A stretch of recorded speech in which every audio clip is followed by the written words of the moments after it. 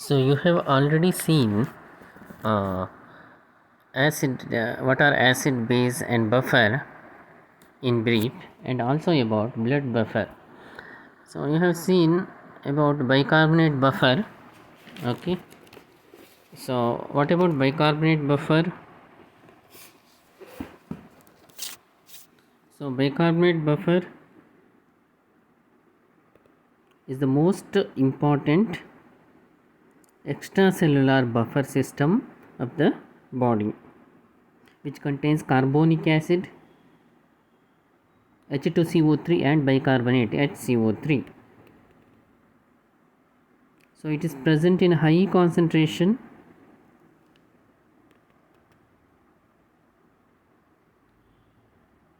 and it's also one important point you have to remember that it is a high alkali reserve,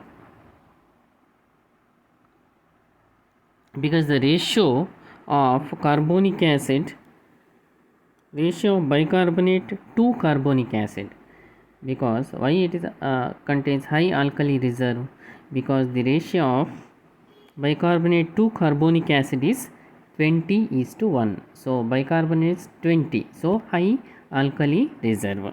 Okay, because this is required, because cellular this one metabolism produce lot of acids. To neutralize this acid, bicarbonate storage or reserve is required. Okay, that is the importance of bicarbonate buffer.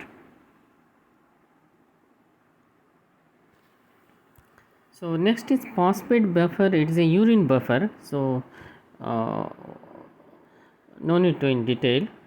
Sodium dihydrogen phosphate, disodium hydrogen phosphate and sodium dihydrogen phosphate is the content.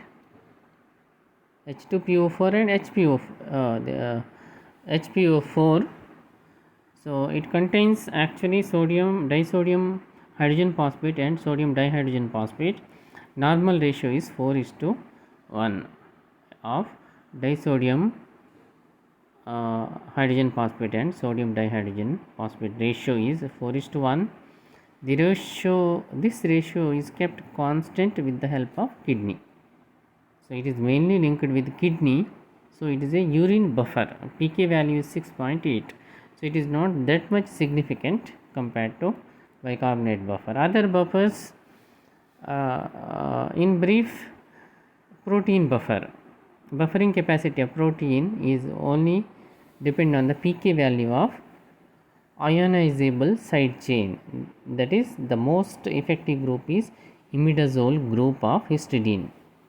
Histidine is the amino acid, okay, basic amino acid. So the buffering capacity of protein is mainly because of the imidazole group of histidine. There are 16 histidine residue in albumin and 38 histidine residue in hemoglobin. Okay,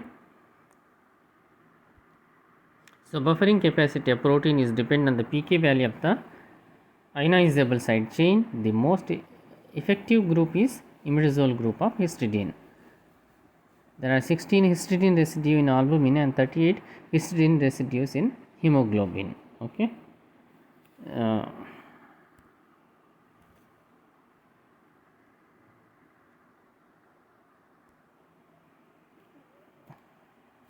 So actually in acid medium, protein act as a base NH2 and take ups H plus ion to form ions from the medium to form NH3 plus. NH2 plus H plus gives NH3 plus. So NH3 plus, protein becomes positively charged in acid medium. But what about in alkaline medium? Protein act as a acid. So protein, it contains NH2 group and COOH. What is the COOH? Carboxylic group. So in alkaline medium, protein act as an acidic carboxylic group dissociate to give H plus and COO minus. So this H combine with OH and produce a molecule of water, H plus OH, water. So protein becomes negatively charged. Okay. So H combine with the OH to form water, and protein CO minus here becomes negatively charged. In acid medium, protein becomes positively charged. In alkaline medium, protein becomes negatively charged. So other hemoglobin and all same protein type buffer. So no need to go in details, great detail as per your syllabus. So mainly in the buffer, remember about protein buffer, you may get as short note 5 marks. To maintain the acid base, you know that there is buffer system, respiratory system and renal mechanism. So what about this respiratory mechanism? This respiratory mechanism is second line of defense, okay, to fight against change in the pH. Okay, fight against change in the pH. So it is achieved by regulating the concentration of carbonic acid in the blood and other body fluids by the lungs, regulating the concentration of carbonic acid H2CO3 in the lung and in the blood and other body fluid. The respiratory centers, okay, the respiratory centers regulate the removal or retention of carbon dioxide and thereby carbonic acid from the extracellular fluid by the lungs. What is the meaning of this? The respiratory centers regulate the removal of or retention of carbon dioxide. Removal and retention of carbon dioxide is indirectly means by carbonic acid, okay, because CO2 plus H2O, H2CO3, carbonic acid is formed. Okay, if more and more carbon dioxide, more and more carbonic acid is formed. So respiratory center regulate the removal or retention of carbon dioxide and thereby carbonic acid from the extracellular fluid by the lungs. Thus lungs function in maintaining the component, which component? Carbonic acid, that is the acid component of bicarbonate buffer. So lungs function by maintaining carbonic acid, the acid component of the buffer. Okay.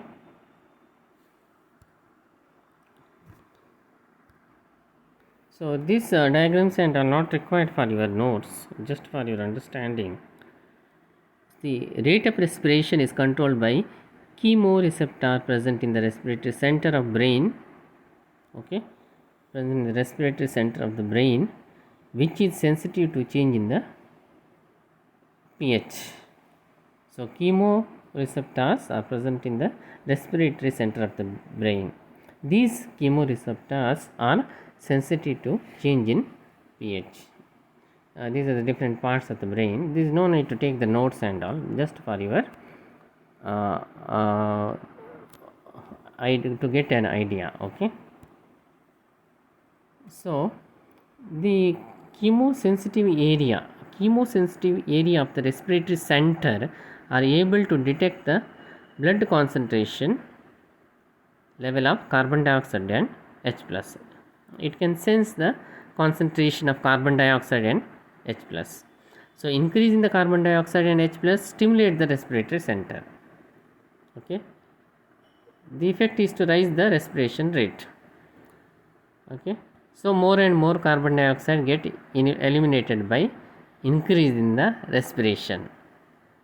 See, if CO2 and H plus the CO2 and H plus stimulate the respiratory center, the effect is to raise the respiration rate. So more carbon dioxide get eliminated. Hyperventilation, but the effect diminishes in 1 to 2 minutes. Okay. See, this is good. Respiratory control of pH. You can see here, cell produces carbon dioxide. Cell production of carbon dioxide increases. Okay. So carbon dioxide plus water form carbonic acid. So this carbonic acid is split into H plus and bicarbonate. Okay. So H plus acidosis, pH drops. H plus, this stimulates the respiratory center in the medulla oblongata. So rate and depth of breathing, that is ventilation, increases. So which stimulate H plus ion stimulate the respiratory center. So rate and depth of breathing or respiration increase. So more and more carbon dioxide eliminated from the lung. When you breathe out, more and more carbon dioxide eliminated, no. So when the breathing rate increases, respiration rate increases, more and more carbon dioxide get eliminated. So pH rises towards normal. Okay. So carbon dioxide eliminated means acid component reduces. Okay. Production of this acid component reduces. So next, this renal mechanism next means role of kidney in the maintenance of acid base balance of the body is highly significant. The renal mechanism tries to provide a permanent solution to the acid base disturbances. So other two, respiratory and this buffer, is a temporary, but renal mechanism which helps to provide a permanent solution to acid base disorders. This is in contrast to the temporary buffering system and a short respiratory mechanism. So both buffers and respiratory mechanism are short acted to maintain the pH, but which is the more permanent is renal mechanism by the kidney. The kidney regulates the blood pH by maintaining the alkali reserve, which is alkali reserve bicarbonate HCO3. So renal mechanism mainly maintains the acid base balance by excretion of H plus ion, reabsorption of bicarbonate by renal tubules, excretion of titratable acid, and excretion of ammonium ion. These are the four. We will see one. Excretion of H plus ion is a renal mechanism. See, this occurs in proximal convoluted tubule. What happens? You see, carbon dioxide combined with water to form in the presence of carbonic anhydrase. Ca means here carbonic anhydrase. CO2 plus H2O to form H2CO3. What is H2CO3? Carbonic acid, which occurs in the proximal convoluted tubule. PCT is, you know, the part of kidney, I think in physiology, PCT. So in PCT, CO2 plus H2O to form H2CO3. Again this H2CO3 ionizes to form H plus and bicarbonate ion. The hydrogen ion concentration, hydrogen ions are secreted into the tubular lumen. See, there are three parts. One is plasma, one is PCT, other one is tubular lumen. The hydrogen ions are secreted in the tubular lumen in exchange of sodium. Means sodium comes in, H goes out. This sodium along with the bicarbonate will be reabsorbed into the blood plasma there. See, right side in tubular lumen, H comes in, out, sodium comes in. This sodium and bicarbonate combine, the sodium and along with the bicarbonate reabsorbed in the blood plasma. There is net excretion of hydrogen ion and net generation of bicarbonate ion. Okay. So there is a which increases alkali reserve. Okay, that explanation is given here. Same explanation is given here. Okay.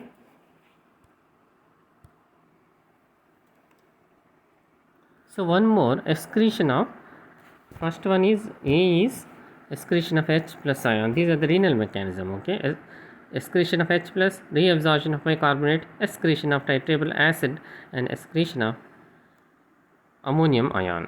So you have seen excretion of H plus ion. Okay. So to maintain the alkali reserve. Now reabsorption of bicarbonate. Bicarbonate, see here again, bicarbonate combines with H plus in the tubular fluid, okay, to form carbonic acid, okay. Bicarbonate combines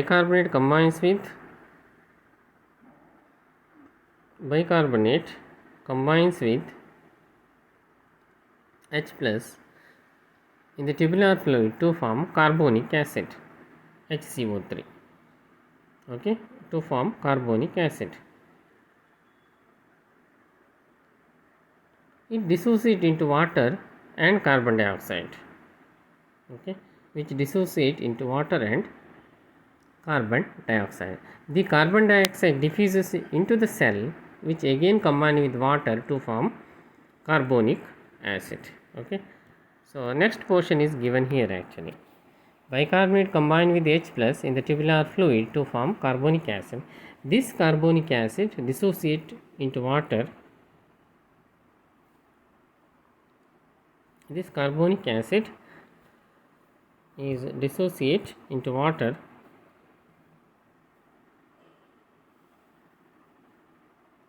and carbon dioxide, H2CO3, to form H2O and CO2.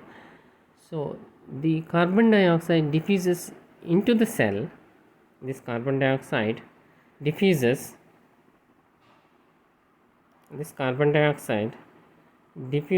into the cell, okay.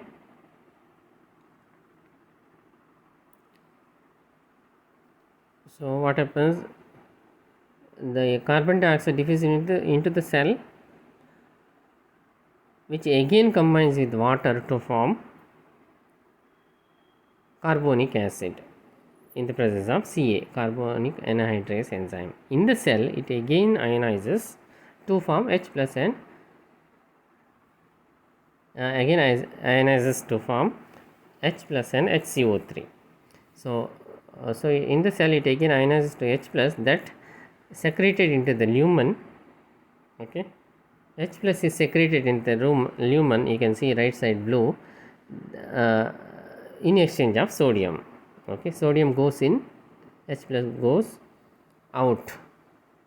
The bicarbonate is reabsorbed in the plasma along with sodium, okay.